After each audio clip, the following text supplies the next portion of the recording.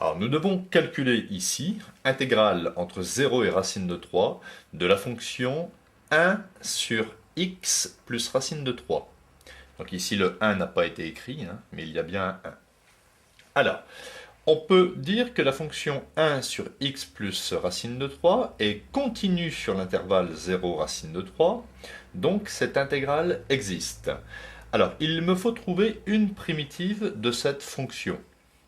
Alors, si je pose, par exemple, u de x est égal à x plus racine de 3, u est dérivable sur cet intervalle, et u' de x, la fonction dérivée, la dérivée de x, ça fait 1, u' de x et la dérivée de racine de 3, ça fait 0.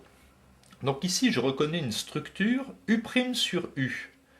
Et la primitive, une primitive de u' sur u, c'est logarithme de u, avec u strictement supérieur à 0.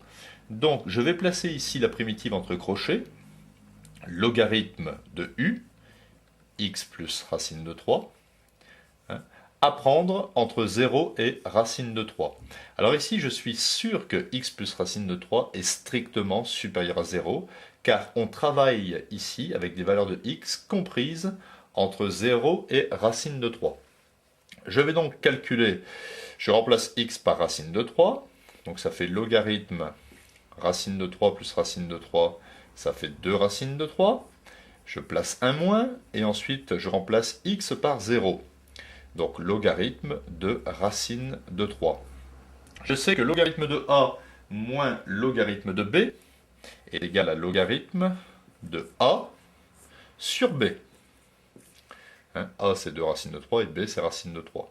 Je simplifie et il me reste logarithme de 2 unité d'air. Donc vous voyez que pour calculer cette intégrale, il faut ici reconnaître que la primitive de u' sur u, c'est logarithme de u.